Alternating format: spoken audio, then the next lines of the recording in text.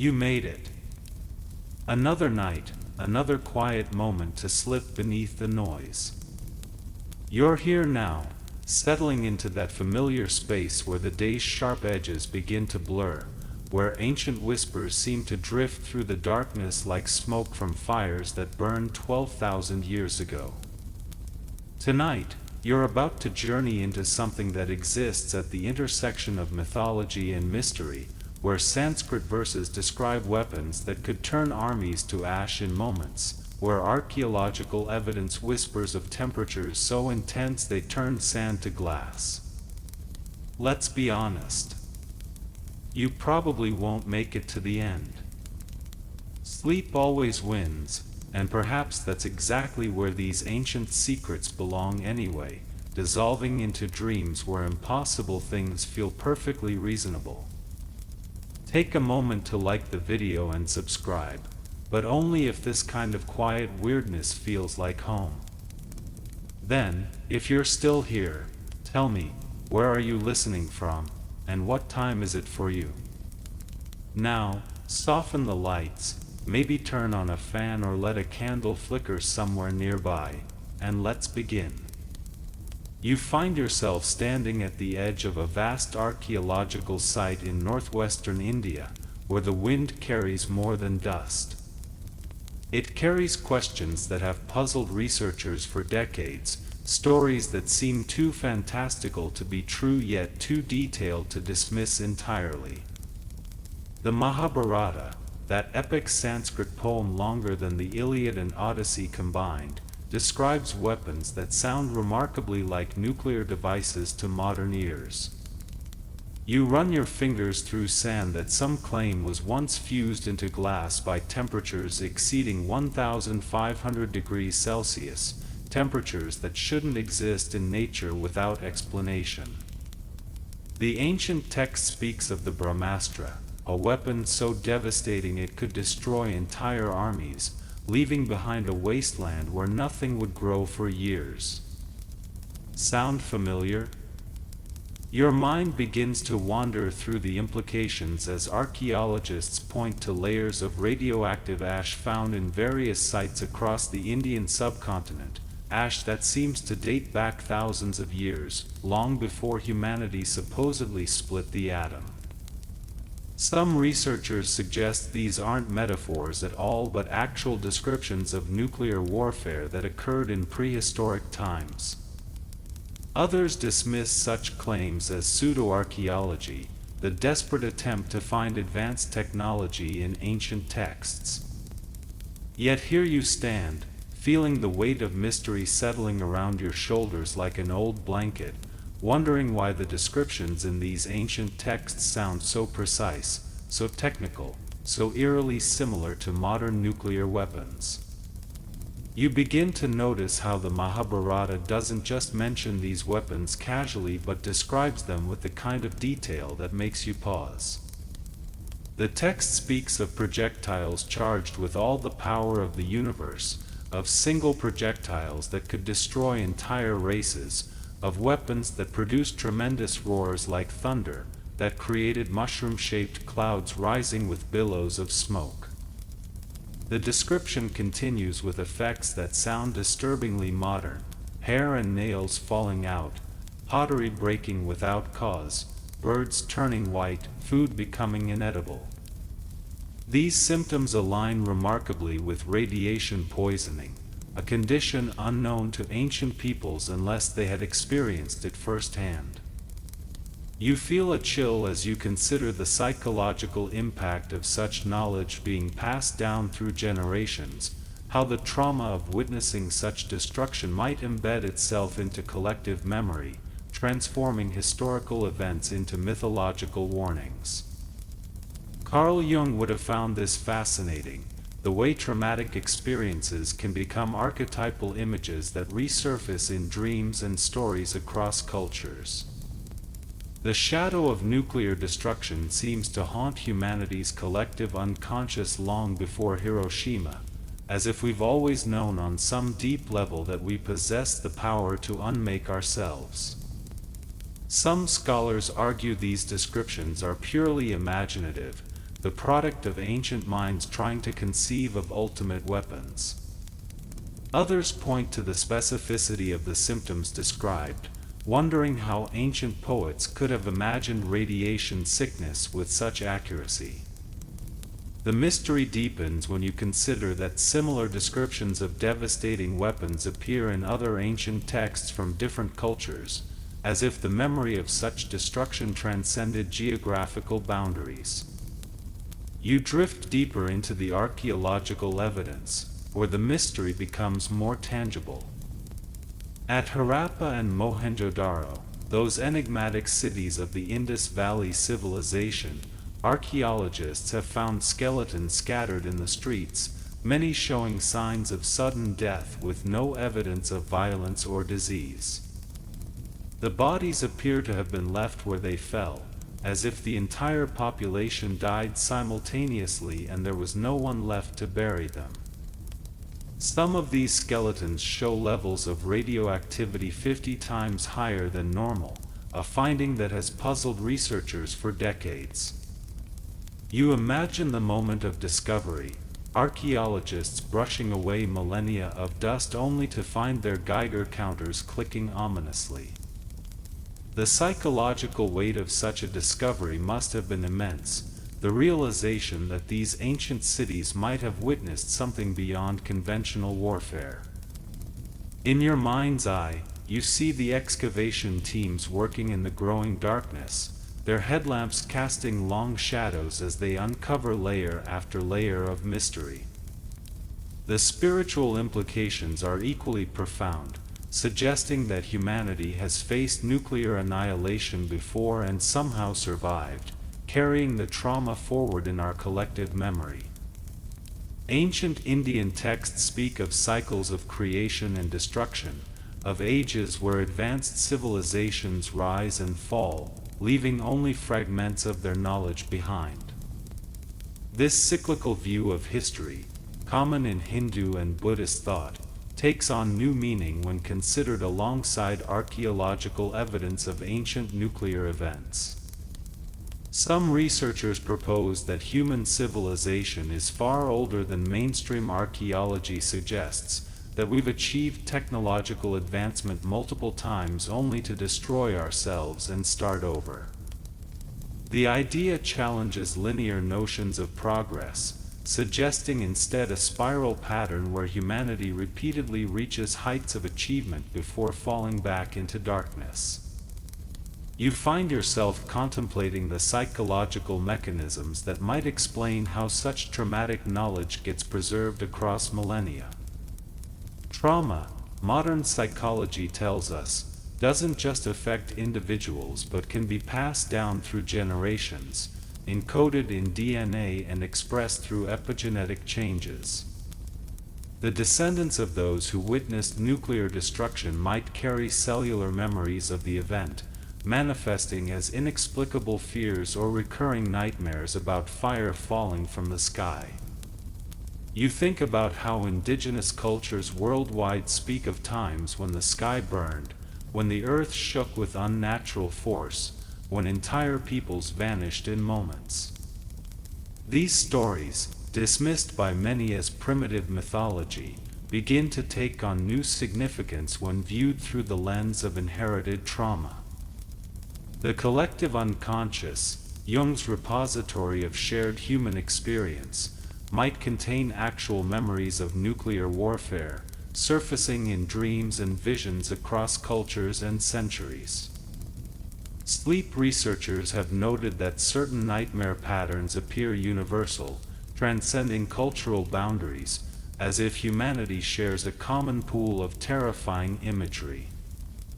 The mushroom cloud, that iconic symbol of nuclear destruction, appears in various forms throughout ancient art and literature, suggesting either prophetic vision or ancestral memory. Some psychologists propose that our modern anxiety about nuclear war isn't just rational fear but the awakening of ancient trauma, cellular memories of destruction that our species has witnessed before. The way children instinctively fear loud noises and bright flashes might be evolutionary adaptations, genetic memories of weapons that announced themselves with thunder and lightning. This perspective suggests that our collective unconscious isn't just metaphorical but literal, a biological archive of species-wide trauma that influences behavior across generations. The implications are both terrifying and oddly comforting, suggesting that if humanity has survived nuclear destruction before, perhaps we possess the resilience to do so again. You wander through the spiritual dimensions of this mystery, where ancient wisdom traditions speak of weapons that could destroy not just bodies but souls. The Mahabharata describes the aftermath of these weapons in terms that go beyond physical destruction, speaking of spiritual contamination that could last for generations. The text warns that such weapons should never be used against ordinary humans, only against other divine weapons, suggesting an understanding of proportional response that sounds remarkably modern. You feel the weight of this ancient wisdom as you consider how spiritual traditions worldwide have long understood the interconnectedness of all life, the way violence against others ultimately damages the perpetrator. Buddhist concepts of karma take on new meaning when applied to nuclear weapons, the idea that actions have consequences that ripple through time and space, affecting not just the immediate target but the entire web of existence. The ancient seers who described these weapons seem to understand something that modern humanity struggles with, that some powers are too dangerous to wield, that the ability to destroy doesn't grant the wisdom to know when destruction is justified. You imagine the psychological burden carried by those ancient warriors who possessed such weapons, the weight of knowing they held the power to end civilizations. The texts describe the reluctance with which these weapons were used, the moral anguish of those who commanded them, suggesting a level of ethical sophistication that challenges assumptions about ancient peoples. Some spiritual traditions speak of advanced souls who incarnated in ancient times specifically to prevent the misuse of such weapons, cosmic guardians who understood the karmic implications of nuclear warfare. This perspective suggests that the appearance of nuclear weapons in our modern era isn't coincidental but part of a larger spiritual test, an opportunity for humanity to demonstrate whether we've evolved beyond our ancient mistakes. The mystery deepens when you consider that many spiritual traditions speak of coming earth changes, prophetic visions of fire and destruction that sound remarkably similar to nuclear warfare. These prophecies might not be predictions of the future but memories of the past, ancient knowledge of what happens when civilizations reach a certain level of technological development without corresponding spiritual growth. You drift into the realm of fringe theories and alternative archaeology, where researchers propose that ancient civilizations possess technology far beyond what mainstream science acknowledges. The precision of ancient megalithic structures, the unexplained properties of certain artifacts, the sophisticated astronomical knowledge encoded in ancient texts all suggest capabilities that challenge conventional timelines of human development. You find yourself drawn to the work of researchers who propose that ancient Sanskrit texts contain actual technical manuals disguised as religious poetry, that the Vimanas described in ancient Indian literature were actual aircraft rather than mythological vehicles. The descriptions of these flying machines include details about propulsion systems, navigation methods, and weapon systems that sound remarkably advanced for their supposed time period. Some researchers claim to have found physical evidence of ancient machining, perfectly circular holes drilled through granite with precision that would be difficult to achieve even with modern tools. The psychological appeal of such theories is obvious, the desire to believe that our ancestors were more capable than we imagine, that human potential has always been greater than we assume. Yet the evidence remains frustratingly ambiguous, tantalizing enough to fuel speculation but insufficient to convince skeptics. You consider how the human mind seeks patterns and meaning, how we project our own technological understanding onto ancient mysteries, perhaps seeing nuclear weapons in ancient texts because nuclear weapons dominate our modern fears. The phenomenon of pareidolia, seeing familiar patterns in ambiguous stimuli, might explain why ancient descriptions of divine weapons sound like nuclear devices to modern ears. Alternatively, these similarities might point to something deeper, a recurring pattern in human development where technological advancement outpaces wisdom, leading to predictable consequences. The mystery becomes more complex when you consider that ancient texts from different cultures, with no apparent contact between them, describe similar weapons and similar consequences. Either these descriptions represent independent invention of similar mythological concepts, or they point to shared historical experiences that transcended geographical boundaries. You find yourself exploring the psychological impact of living with such mysteries, how the possibility of ancient nuclear warfare affects modern consciousness. The idea that civilization has risen and fallen before challenges fundamental assumptions about progress and human development, suggesting that our current technological achievements might not be unprecedented but part of a recurring cycle. This perspective can be both humbling and terrifying, the realization that humanity might be doomed to repeat the same mistakes across millennia. Sleep becomes elusive when you contemplate such possibilities, when the comfortable narrative of linear progress dissolves into something more complex and uncertain. You think about how ancient peoples might have processed the trauma of witnessing nuclear destruction, how they might have developed spiritual practices and philosophical frameworks to cope with such overwhelming experiences. The emphasis on detachment in Eastern philosophy, the Buddhist understanding of impermanence, the Hindu concept of cyclical time all take on new meaning when viewed as responses to civilizational trauma. These wisdom traditions might represent humanity's attempt to develop psychological tools for surviving repeated cycles of creation and destruction, spiritual technologies for maintaining sanity in the face of ultimate uncertainty. The practice of meditation, the cultivation of inner peace, the emphasis on compassion over competition all make sense as survival strategies for a species that has witnessed its own potential for self-destruction. You wonder if the ancient seers who developed these practices had direct knowledge of nuclear warfare, if their teachings represent hard-won wisdom about how to prevent such destruction from recurring.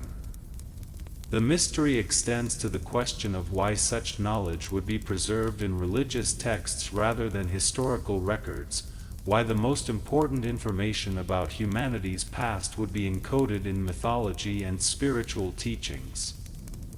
Perhaps the ancients understood something that modern civilization has forgotten, that the most crucial knowledge isn't technical but spiritual, that the real challenge isn't developing powerful weapons but developing the wisdom not to use them.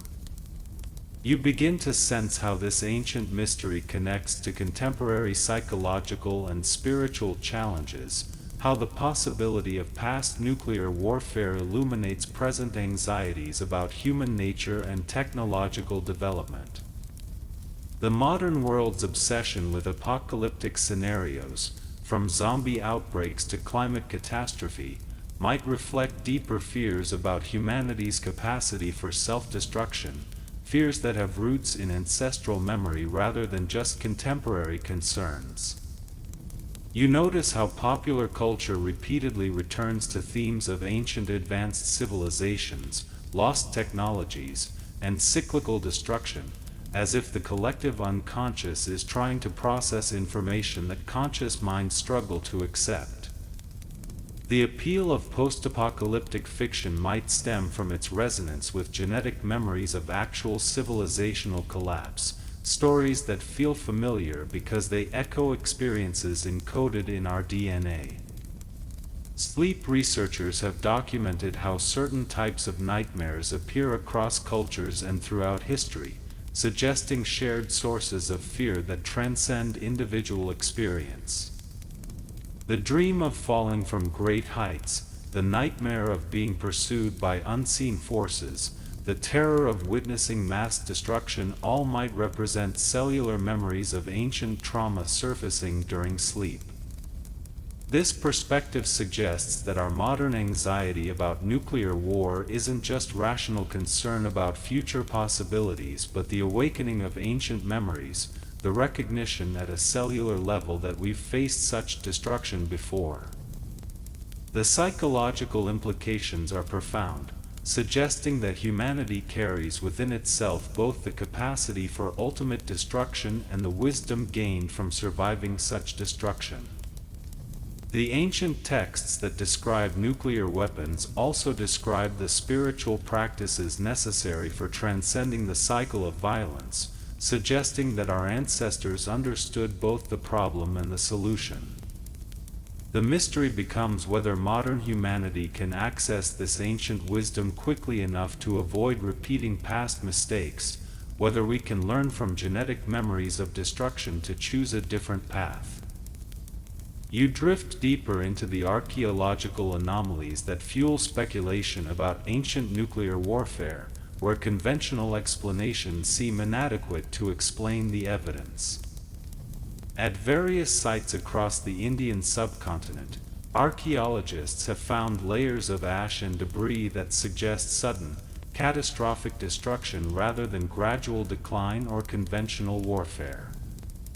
The city of Kurukshetra, legendary site of the great battle described in the Mahabharata, shows evidence of intense heat that transforms sand into glass, a phenomenon typically associated with nuclear explosions or lightning strikes of impossible magnitude. You imagine the moment when researchers first recognized these anomalies, the growing realization that something extraordinary had occurred at these sites, something that challenged conventional understanding of ancient history. The psychological impact of such discoveries must have been immense, forcing archaeologists to question fundamental assumptions about the capabilities of ancient civilizations. Some researchers report finding skeletons that appear to have been flash-heated, bones that show signs of exposure to temperatures far exceeding those produced by conventional fires. The positioning of these remains suggests people died instantly while going about daily activities, with no time to flee or seek shelter. This pattern of sudden death across entire populations echoes descriptions in ancient texts of weapons that could kill instantly across vast areas. The spiritual implications are equally troubling, suggesting that ancient peoples witnessed destruction on a scale that challenged their understanding of divine justice and cosmic order.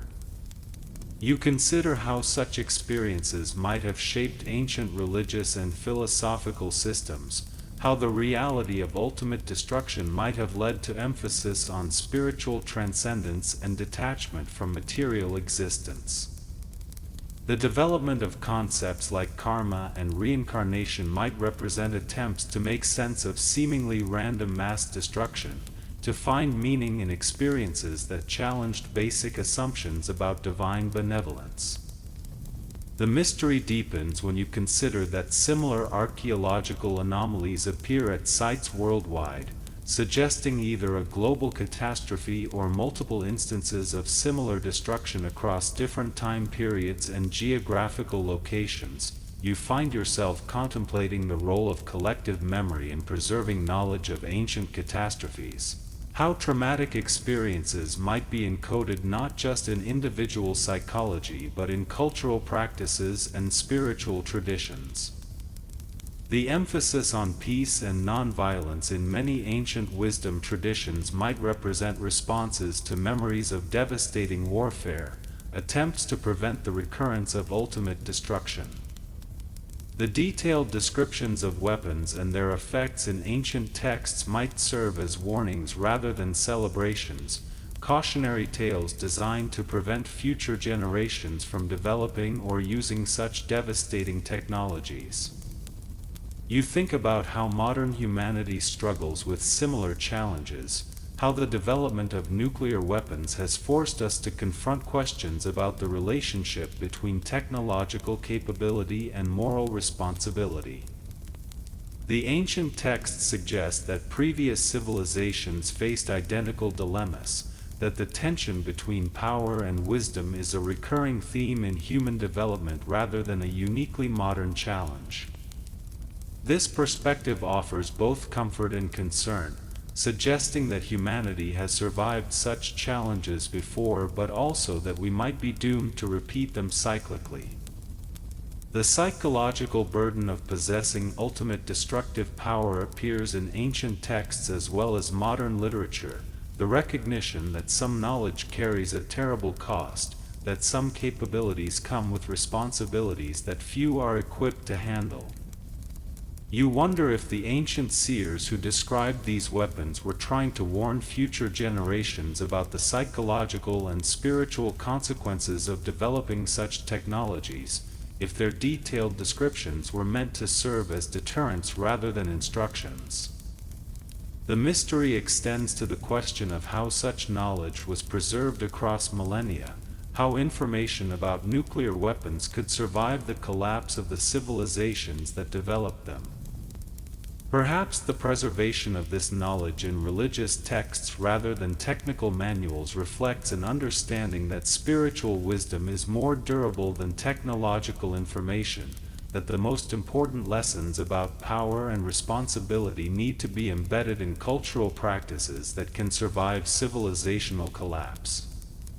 You begin to explore the connections between ancient descriptions of nuclear warfare and modern understanding of consciousness and reality, how the possibility of cyclical destruction challenges linear notions of time and progress. The ancient Hindu concept of cyclical time, with its vast ages of creation and destruction, takes on new meaning when considered alongside evidence of repeated civilizational collapse. This perspective suggests that human consciousness itself might be cyclical, that we repeatedly develop certain capabilities and face certain challenges as part of a larger pattern of cosmic evolution. You find yourself drawn to the work of researchers who propose that consciousness itself might retain memories across incarnations, that individual souls carry forward experiences from previous lifetimes, including memories of civilizational destruction. This theory would explain how knowledge of nuclear weapons could be preserved across vast periods of time, encoded not in physical artifacts but in the consciousness of individuals who witnessed such destruction in previous incarnations. The phenomenon of child prodigies who seem to possess knowledge they couldn't have acquired through normal learning might represent such carried forward memories, souls returning with specific knowledge needed for humanity's current challenges. Sleep becomes a gateway to accessing such memories, dreams serving as a bridge between current consciousness and ancient experiences.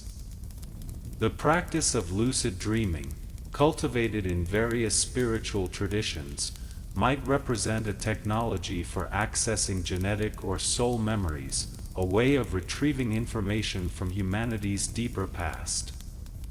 You consider how modern sleep research has documented cases of people dreaming about historical events they couldn't have known about, suggesting that consciousness might have access to information beyond individual experience.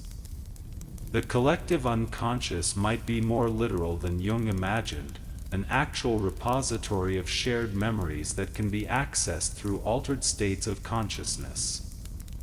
This perspective suggests that the answers to humanity's current challenges might already exist within our collective memory, waiting to be accessed by those who know how to look.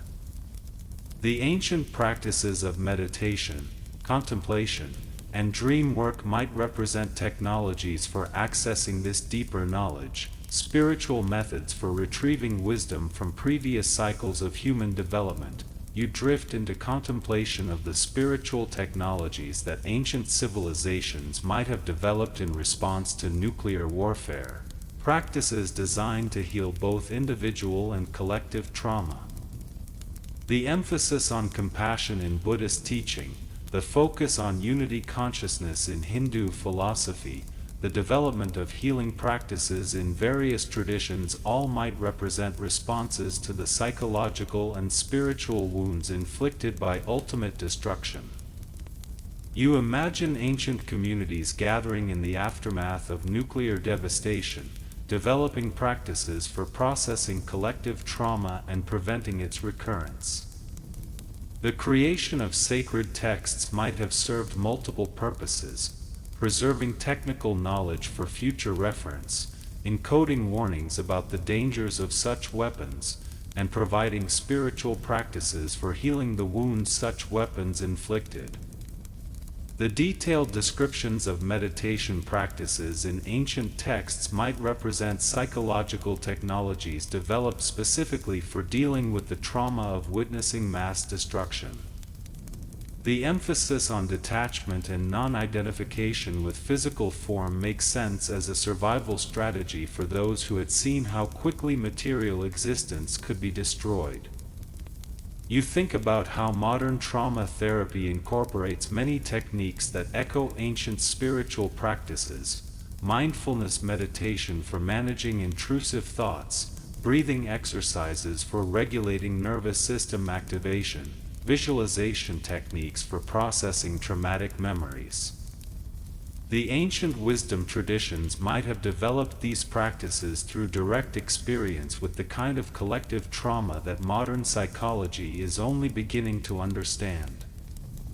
The concept of post-traumatic growth, the idea that individuals and communities can emerge stronger from traumatic experiences, appears throughout ancient spiritual literature in various forms. The emphasis on finding meaning in suffering, on transforming pain into wisdom, might represent hard-won knowledge about how to survive and transcend civilizational collapse. The mystery deepens when you consider that these spiritual technologies seem designed not just for individual healing but for preventing the recurrence of the conditions that led to destruction in the first place. The ancient texts suggest that the real weapons of mass destruction aren't technological but psychological: greed, hatred, and delusion that drive individuals and civilizations towards self-destruction. The spiritual practices described in these texts might represent humanity's attempt to develop immunity to these psychological weapons, to cultivate the wisdom necessary for wielding ultimate power responsibly. You find yourself exploring the implications of ancient nuclear warfare for understanding the relationship between technology and consciousness, how the development of ultimate destructive power might catalyze corresponding developments in spiritual awareness. The ancient texts suggest that those who possessed nuclear weapons also possessed advanced understanding of consciousness and reality, that technological and spiritual development proceeded together rather than in opposition. This perspective challenges modern assumptions about the relationship between science and spirituality, suggesting that advanced civilizations naturally develop both material and spiritual technologies. You consider how the pressure of possessing ultimate destructive power might accelerate spiritual development, how the recognition of our capacity for total destruction might force rapid evolution in wisdom and compassion. The ancient descriptions of weapons that could destroy not just bodies but souls suggest an understanding of consciousness that goes far beyond modern materialistic science, an awareness of subtle dimensions of existence that could be affected by physical destruction. The development of practices for protecting and healing consciousness might have been as important as the development of physical weapons, spiritual technologies designed to preserve the essence of life even when physical forms were destroyed. You think about how modern quantum physics is beginning to discover principles that ancient spiritual traditions have long understood: the interconnectedness of all existence, the role of consciousness in shaping reality, the illusory nature of separation between observer and observed. The ancient texts might contain encoded information about the relationship between consciousness and physical reality, knowledge that could revolutionize modern understanding of both science and spirituality. The mystery extends to the question of whether consciousness itself might be the ultimate technology, whether the development of spiritual awareness represents humanity's attempt to transcend the cycle of technological development and destruction. The emphasis on transcending physical identification in ancient spiritual traditions might reflect direct knowledge of how easily physical existence can be destroyed, wisdom gained through experience with ultimate weapons. The practices of meditation, contemplation, and self-inquiry might represent technologies for developing forms of consciousness that can survive even nuclear destruction, ways of establishing identity beyond the physical form that can be so easily annihilated. You begin to sense how the mystery of ancient nuclear warfare connects to contemporary questions about the nature of reality and the direction of human evolution, how the possibility of cyclical destruction and renewal challenges fundamental assumptions about the meaning and purpose of existence. The ancient texts suggest that civilizational collapse isn't necessarily failure but part of a larger pattern of cosmic evolution, opportunities for consciousness to learn and grow through cycles of creation and destruction. This perspective offers a radically different framework for understanding current global challenges, suggesting that apparent crises might be catalysts for evolutionary leaps rather than signs of impending doom. You find yourself drawn to the possibility that humanity is approaching another such evolutionary threshold, that our current technological capabilities and global challenges mirror those faced by previous civilizations at similar points in their development. The question becomes whether we can learn from the encoded wisdom of our ancestors, whether we can access the knowledge they preserved about how to navigate such transition successfully. The emphasis on inner transformation in spiritual traditions might represent practical guidance for surviving civilizational transitions, technologies for maintaining consciousness and wisdom even as external structures collapse and rebuild. You think about how modern research into consciousness is beginning to validate ancient claims about the nature of awareness and reality, how scientific discoveries are converging with mystical insights in ways that would have seemed impossible just decades ago. The development of technologies for exploring consciousness, from biofeedback devices to psychedelic research, might represent humanity's attempt to rediscover spiritual technologies that were once common knowledge. The growing interest in meditation, mindfulness, and contemplative practices might reflect an unconscious recognition that such practices are necessary for navigating the challenges ahead. The mystery deepens when you consider that the timing of these developments might not be coincidental, that the rediscovery of ancient wisdom might be synchronized with the approach of another evolutionary threshold. The ancient texts suggest that such transitions are guided by higher intelligence, that consciousness itself orchestrates the timing of technological and spiritual developments to maximize the potential for successful evolution.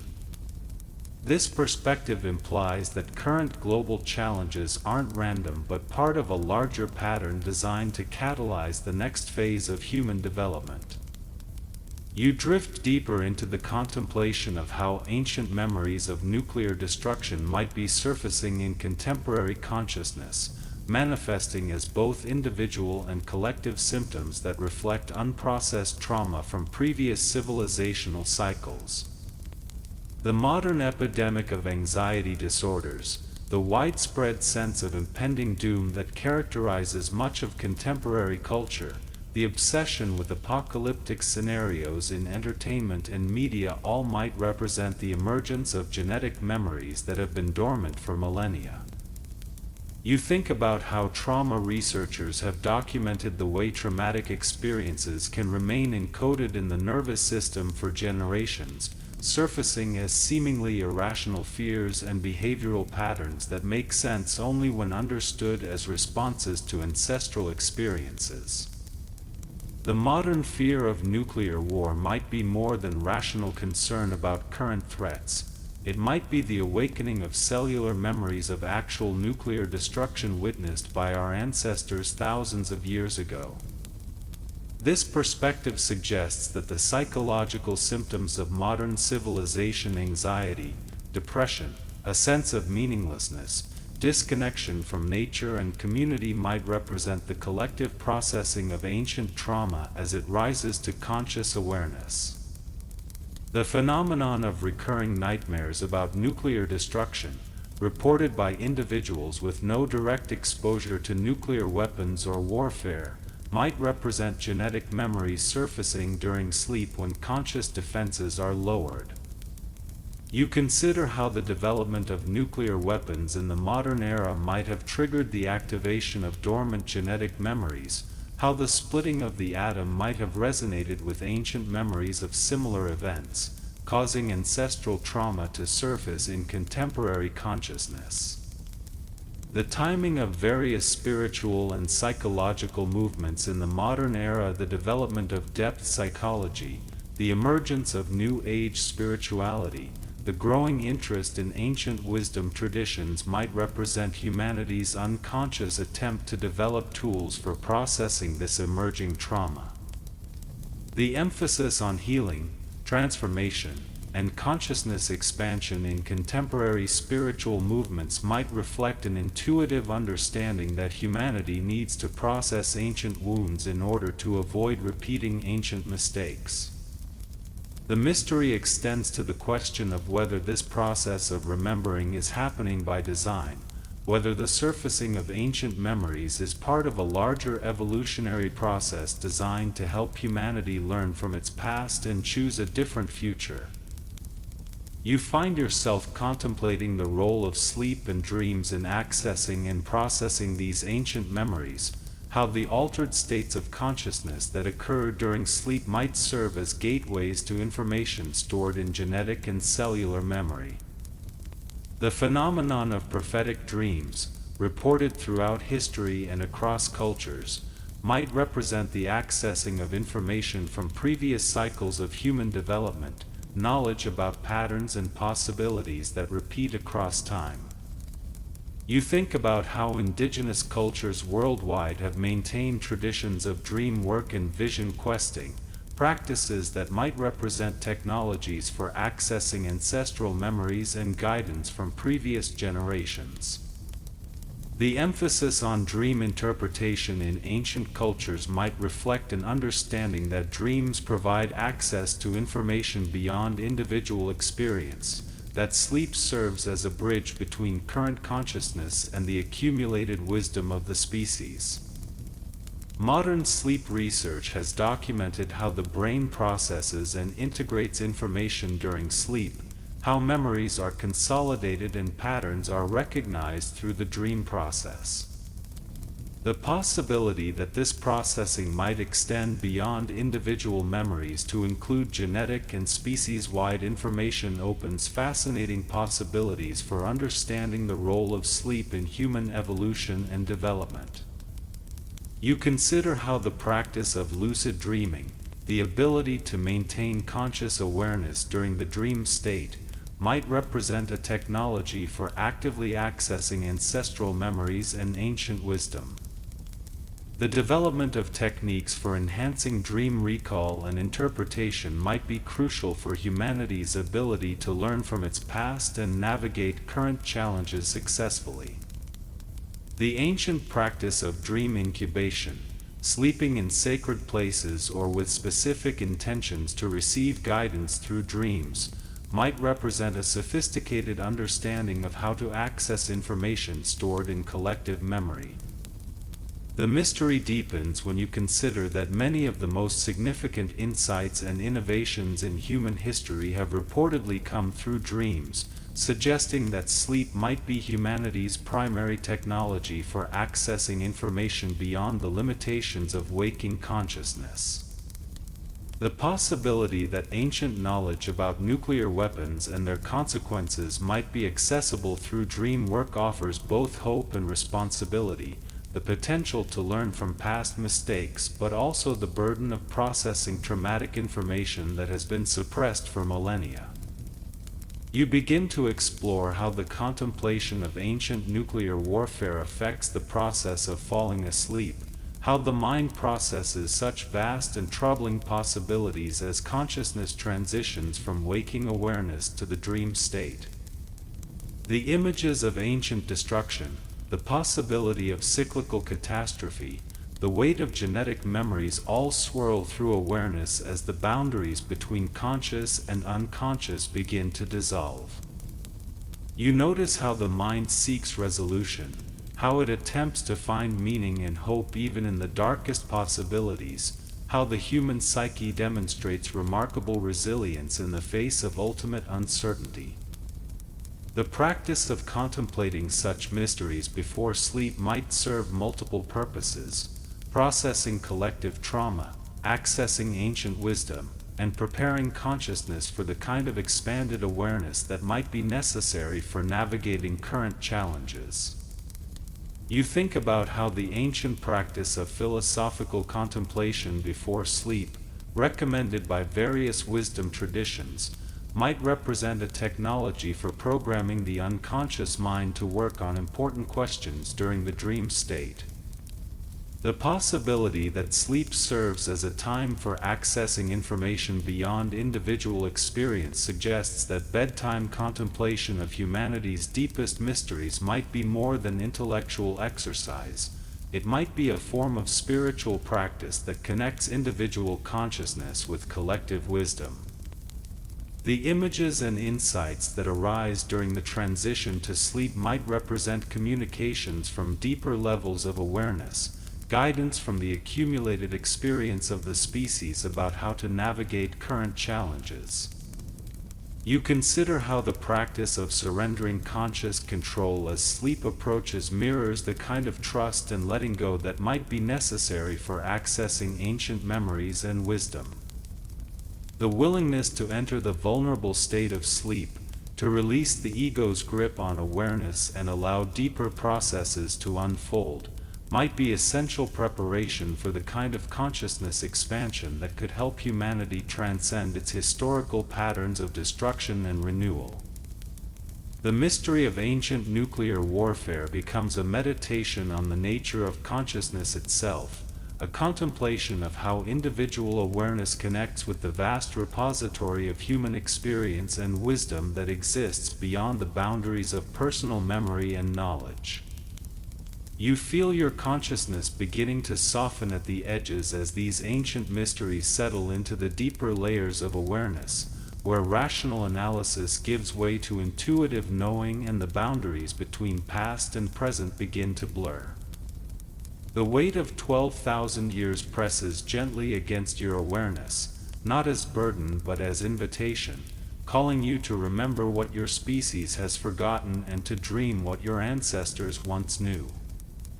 The possibility that humanity has walked this path before, has faced these choices, has witnessed both the ultimate destruction and the ultimate transcendence, becomes less a matter of historical speculation and more a felt sense of recognition, as if something deep within you remembers standing at this crossroads before. You don't need to solve the mystery tonight, don't need to prove or disprove the existence of ancient nuclear weapons or decode the secrets hidden in Sanskrit verses. The real invitation is simpler and more profound, to allow these ancient whispers to work their way into your dreams, to let the accumulated wisdom of your species inform your sleep, to trust that somewhere in the vast repository of human experience lies the guidance needed for the challenges ahead. The images of glass fused from sand, of cities abandoned in moments, of weapons that could unmake worlds, all fade into the background as your breathing deepens and your body settles into the ancient rhythm of rest. What remains is something quieter and more essential, the recognition that you are part of a story much larger than individual life, a participant in an ongoing experiment in consciousness that spans millennia and includes both the darkest possibilities and the brightest hopes of human potential. The mystery of ancient nuclear warfare becomes a lullaby of sorts, a reminder that humanity has survived its worst impulses before and carries within itself both the capacity for ultimate destruction and the wisdom to choose differently. You don't need to understand it all. Just rest. Let the unseen carry you the rest of the way.